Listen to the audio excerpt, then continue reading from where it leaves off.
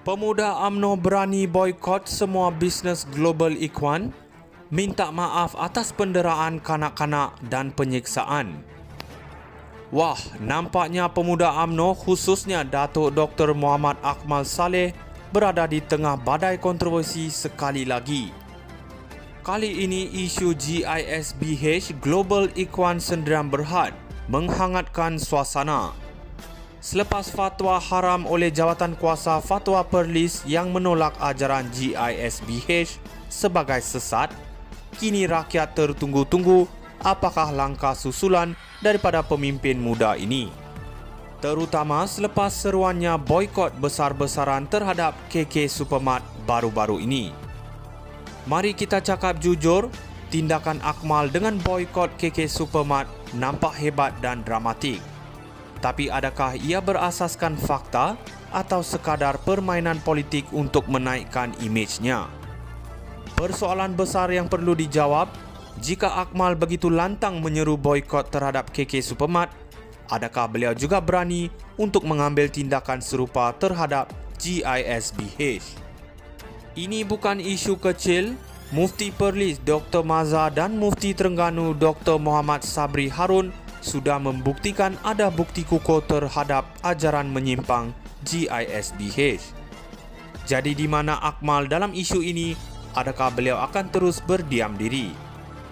Jika kita imbas balik, kempen boikot terhadap KK Supermart oleh Akmal dianggap oleh ramai pihak sebagai terlalu drastik dan kurang berasas.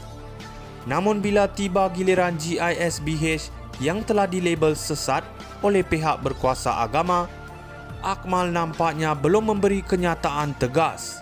Kalau ikut logik, bukankah ini waktu yang tepat untuk menyeru tindakan boikot yang lebih besar dan meluas?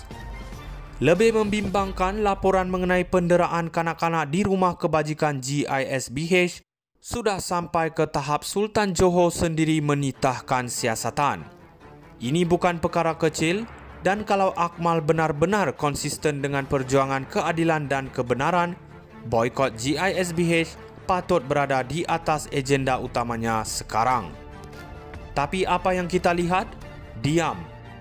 Adakah ini kerana Akmal hanya lantang bersuara bila isu melibatkan pihak tertentu yang lebih selesa dipersoal?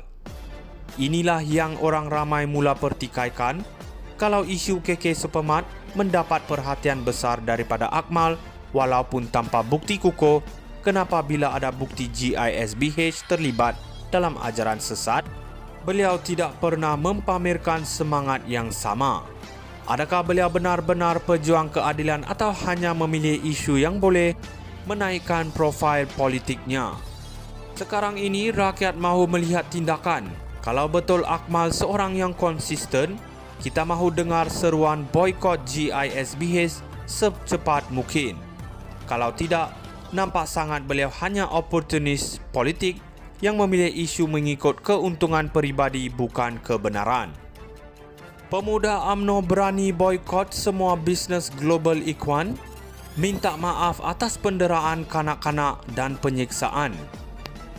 Wah, nampaknya pemuda UMNO khususnya Datuk Dr. Muhammad Akmal Saleh berada di tengah badai kontroversi sekali lagi.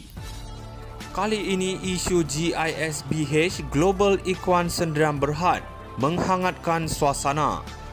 Selepas fatwa haram oleh Jawatan Kuasa Fatwa Perlis yang menolak ajaran GISBH sebagai sesat, kini rakyat tertunggu-tunggu apakah langkah susulan daripada pemimpin muda ini. Terutama selepas seruannya boikot besar-besaran terhadap KK Supermart baru-baru ini. Mari kita cakap jujur, tindakan Akmal dengan boikot KK Supermart nampak hebat dan dramatik. Tapi adakah ia berasaskan fakta atau sekadar permainan politik untuk menaikkan imejnya? Persoalan besar yang perlu dijawab, jika Akmal begitu lantang menyeru boikot terhadap KK Supermart, adakah beliau juga berani untuk mengambil tindakan serupa terhadap GISBH? Ini bukan isu kecil.